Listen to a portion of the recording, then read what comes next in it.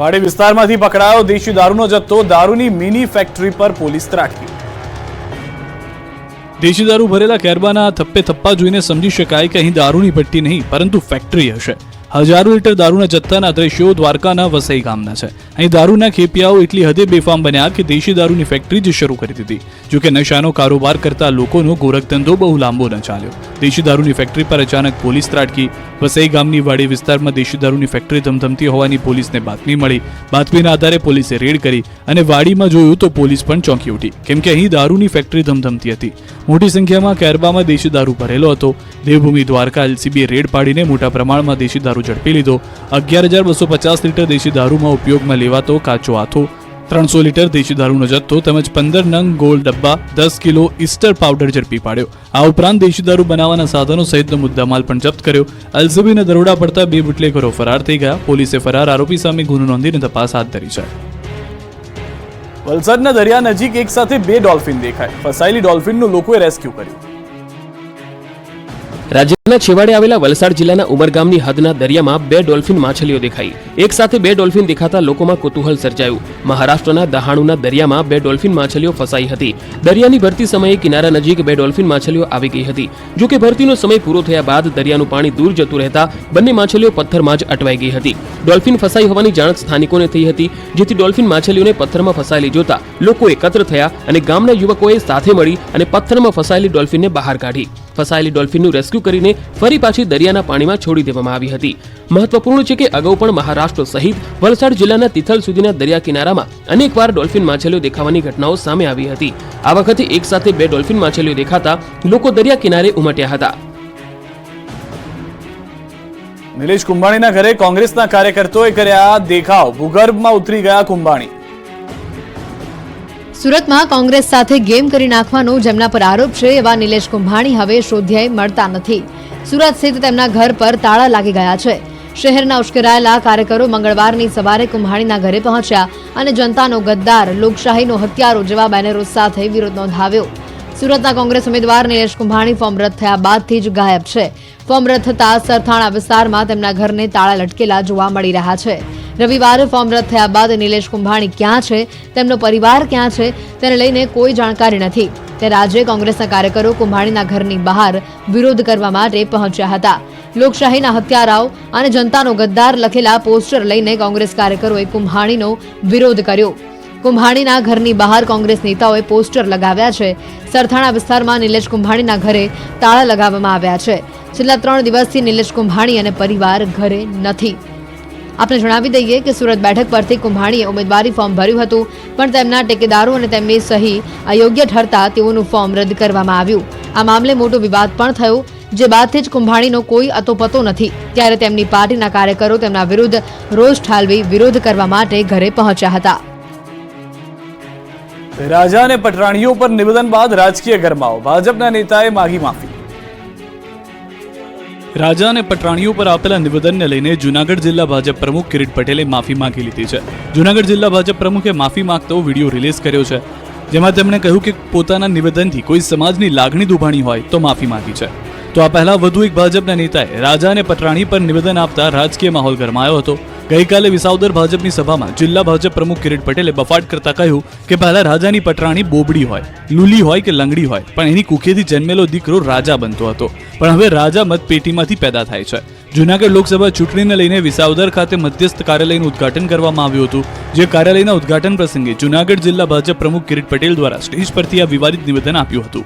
મારી કોઈ વાતથી કોઈ સમાજ, કોઈ વ્યક્તિને ઠેસ પહોંચી હોય તો મેં 2 હાથ જોડી અને હું ક્ષમા માંગુ છું।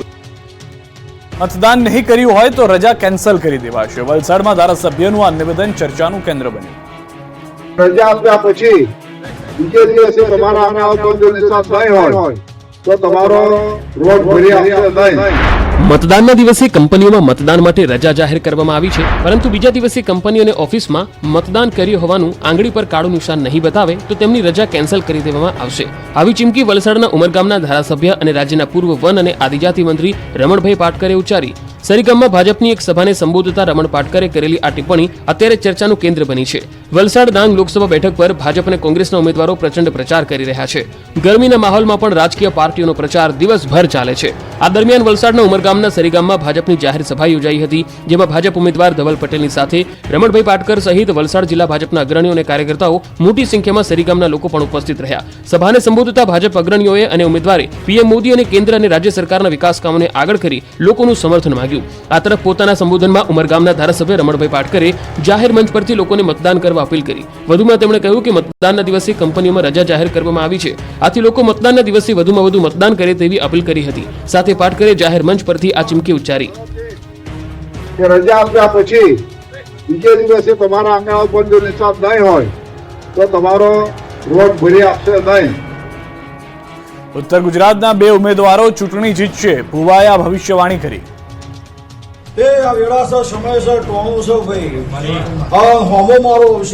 ચૂંટણી આવે એટલે નેતાઓ જનતાની સાથે સાથે ભગવાનના શરણે પણ જાય છે. અને હાલ ચૈત્ર માસ ચાલી રહ્યો છે, ત્યારે ચૈત્ર માસમાં યોજાતી માતાજીની જાતરમાં પણ જાય છે.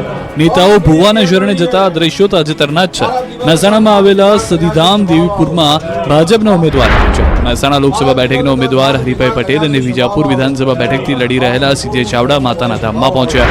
અહીં ભુવાજીના ચરણે બેસીને બંને ઉમેદવારોએ આશીર્વાદ મેળવ્યા. ધૂણતા ધૂણતા ભુવાજીએ બંનેની જીતની ભવિષ્યવાણી કરી દીધી. એટલું જ નહીં, દેશમાં ભાજપ 400 બેઠક પાર પહોંચશે એવો પણ દાવો કર્યો. આ બંને ઉમેદવારો જાતરમાં દર્શન માટે ગયા હતા, ત્યારે જ ભુવાજીએ બંનેની જીતની ભવિષ્યવાણી કરી હતી.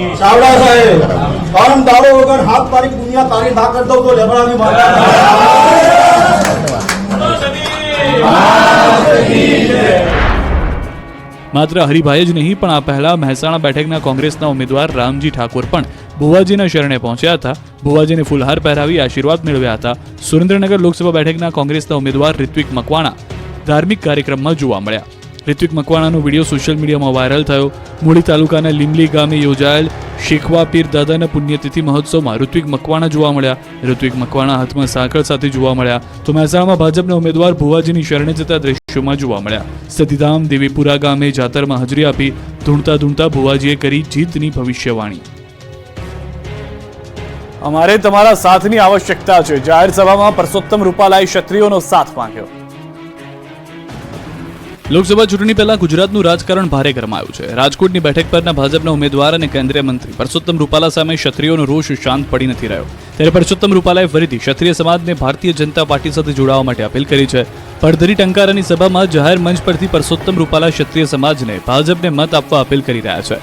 આ સાથે પરસોત્તમ રૂપાલાએ સભામાં સંબોધન કરતી વખતે જય ભવાની જય શિવાજીના નારા લગાવ્યા હતા. હું સમગ્ર ક્ષત્રિય સમાજને પણ નમ્રતાપૂર્વક વિનંતી કરવાના મતનો છું.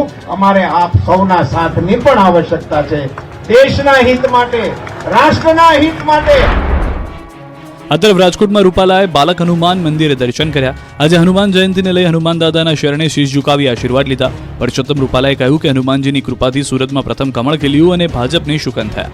આ વખતે દેશમાં 400 બેઠક પર જીત હાંસલ કરવાનો વિશ્વાસ વ્યક્ત કર્યો. મોરબીમાં પરસોત્તમ રૂપાલાએ ભવ્ય રોડ શો યોજ્યો. રાજકોટ ભાજપ ઉમેદવાર રૂપાલાએ કેનાલ ચોકડી પાસે ભાજપ કાર્યાલયનું ઉદઘાટન કર્યું અને રોડ શો યોજ્યો, જ્યાં રૂપાલાને જબરો પ્રતિસાદ મળ્યો. એસપી રોડથી રવાપર કેનાલ સુધી યોજાયેલા રોડ શોમાં લોકોએ રૂપાલાનું સ્વાગત કર્યું. આ પ્રસંગે મોહનભાઈ કુંડારિયા, દુર્લભજીભાઈ ધારાસભ્ય સહિત ભાજપ અગ્રણીઓ હાજર રહ્યા. મતદાનને ગણતરીના જ દિવસો બાકી છે, ત્યારે ઉમેદવારોએ પ્રચાર પૂરજોશમાં શરૂ કર્યો. મહેસાણા લોકસભા બેઠક પર કોંગ્રેસ દ્વારા ગાય પૂજન કરીને પ્રચાર પ્રસાર કરવાની શરૂઆત કરી. મહેસાણાના તોરણવાડી ચોકથી સૌપ્રથમ ગાયની પૂજા અર્ચના અને આરતી કોંગ્રેસના આગેવાનો અને કાર્યકર્તાઓએ કરી હતી.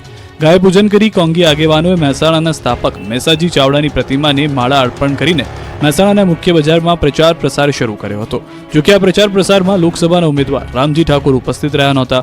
કોંગી આગેવાનોએ જણાવ્યું હતું કે કોંગ્રેસના અમારા ઉમેદવાર હાજર હોય કે ન હોય, પરંતુ ચૂંટણીનો પ્રસંગ છે તો પ્રચાર કરવાની અમારી ફરજ છે. આ તરફ નર્મદા જિલ્લામાં છોટાઉદેપુર બેઠકના ઉમેદવાર જશુભાઈ રાઠવાને જીતાડવાને લઈ કાર્યકર્તાઓએ બેઠક યોજી. બેઠકને પ્રદેશ કારોબારી સભ્ય જિગીશા પટેલે જણાવ્યું કે કોંગ્રેસ પાસે સત્તામાં આવવા કંઈ રહ્યું નથી.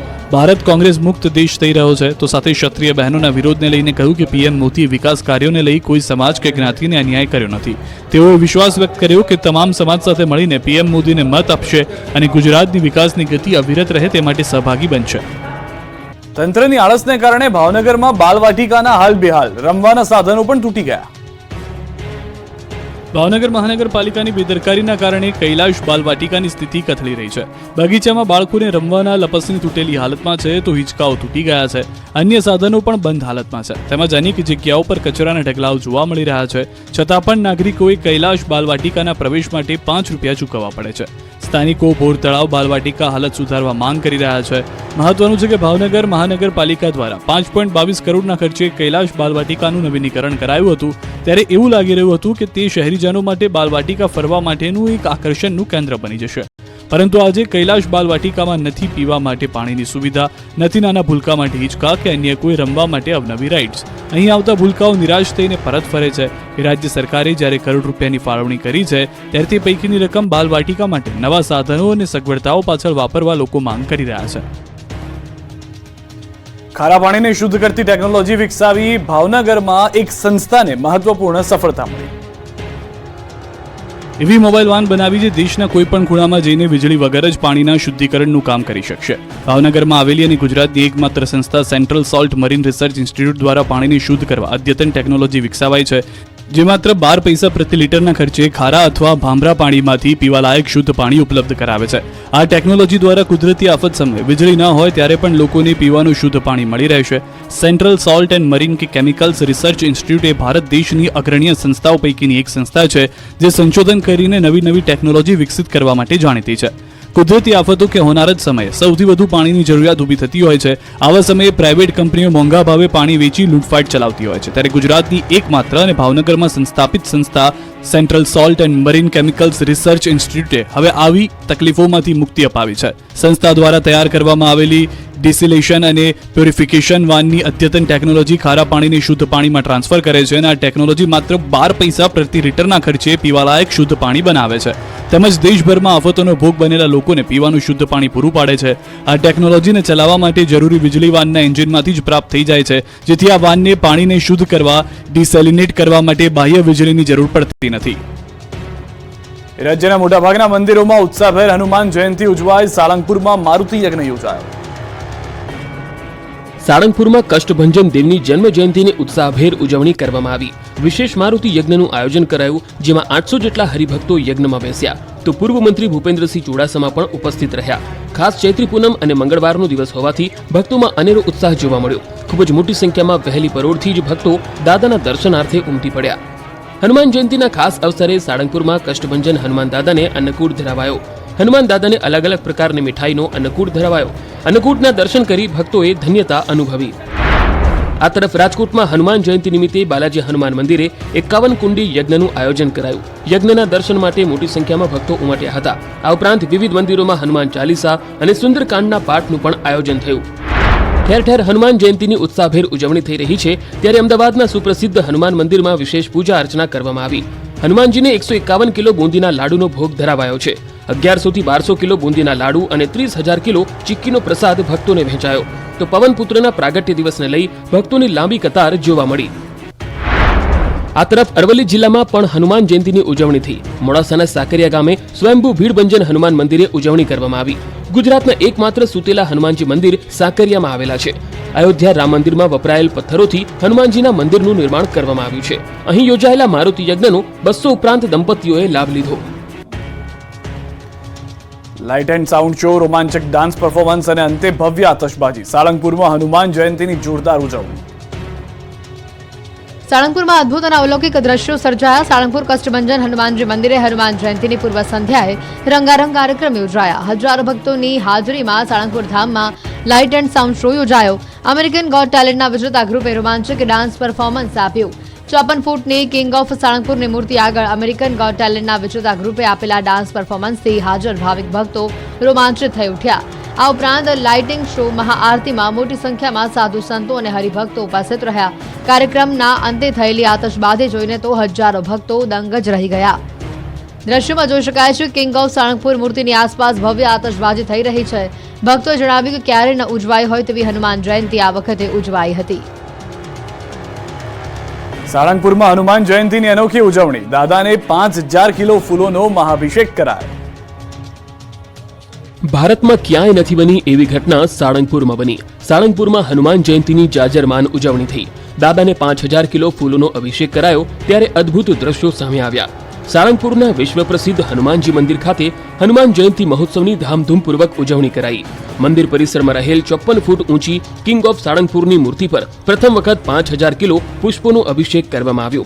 પુષ્કળ પ્રમાણમાં ફૂલોની વર્ષાથી સાળંગપુરમાં રંગબેરંગી અને ભક્તિમય માહોલ સર્જાયો હતો. દ્રશ્યોમાં જોઈ શકાય છે કે કિંગ ઓફ સાળંગપુરની મૂર્તિ પર પુષ્પ વર્ષા થઈ રહી છે. પુષ્પ વર્ષા કરવા માટે 3 થી 4 પ્રકારના પુષ્પો વડોદરા, અમદાવાદ, ઉત્તર ગુજરાત અને મધ્યપ્રદેશથી મંગાવવામાં આવ્યા. પુષ્પાભિષેક કરવા માટે 16 ટનની ક્રેન વડે 80 ફૂટ ઉપર 15x25 નું સ્ટેજ બનાવાયું હતું, જ્યાંથી સંતો અને યજમાનો દ્વારા દાદાને પુષ્પાભિષેક કરવામાં આવ્યો. સાળંગપુર પહોંચેલા હજારો ભાવિક ભક્તો આ અદ્ભુત નજારાના સાક્ષી બન્યા. દાદા પર પુષ્પોનો વરસાદ જોઈને શ્રદ્ધાળુઓ ધન્ય ધન્ય થઈ ગયા. આ રોમાંચક અને દિવ્ય ઘડી નિહાળવા માટે સાળંગપુરમાં ભક્તોનું ઘોડાપુર ઉમટ્યું હતું. ઉલ્લેખનીય છે કે આ સુપ્રસિદ્ધ સાળંગપુર ધામ સ્વામિનારાયણ મંદિર વડતાલ ધામ સંચાલિત છે. કષ્ટભંજન દેવને 250 કિલોની ખાસ કેક ધરાવાય. સંતોની હાજરીમાં કરાયું કેક કટિંગ. સાળંગપુર ધામમાં હનુમાન જયંતિની ભવ્યાતિ ભવ્ય ઉજવણી કરવામાં આવી. બોટાદના વિશ્વ પ્રસિદ્ધ યાત્રાધામ સાળંગપુર ખાતે હનુમાન જયંતિ મહોત્સવ ઉજવાયો. 250 કિલોની કેક કાપી દાદાને સુવર્ણ વાઘાનો શણગાર કરાતા ભક્તોએ દાદાના દિવ્ય સ્વરૂપના દર્શન કરવાનો લહાવો લીધો. વહેલી સવારે મંગળા આરતી, શણગાર આરતી તેમજ દાદાને સુવર્ણના વાઘાનો શણગાર કરવામાં આવ્યો. હજારો ભક્તોની હાજરી વચ્ચે મંદિર પરિસરમાં સંતો દ્વારા 250 કિલોની કેક કાપી ઉજવણી કરવામાં આવી. સાળંગપુર કષ્ટભંજન હનુમાનજી મંદિરે હજારોની સંખ્યામાં ભક્તોએ જય શ્રી રામના નારા લગાવતા મંદિર પરિસર ગુંજી ઉઠ્યું હતું. આ તરફ હનુમાન જયંતિને લઈને સાળંગપુર ધામ તરફ હજારો ભક્તોનું ઘોડાપુર ઉમટ્યું હતું. દાદાના દર્શન માટે આવતા ભક્તો માટે મંદિર પ્રશાસને ભોજનની વિશેષ વ્યવસ્થા કરી. 1.5 થી 2 લાખ જેટલા ભક્તો માટે મંદિરમાં ભોજનની વ્યવસ્થા કરાઈ. ભક્તો માટે રસ, રોટલી, 2 શાક, દાળ, ભાત સહિતની વાનગીઓ તૈયાર કરાઈ. તો ચા, નાસ્તો, શરબત, ઠંડા પીણાની પણ વ્યવસ્થા કરવામાં આવી. ગરમી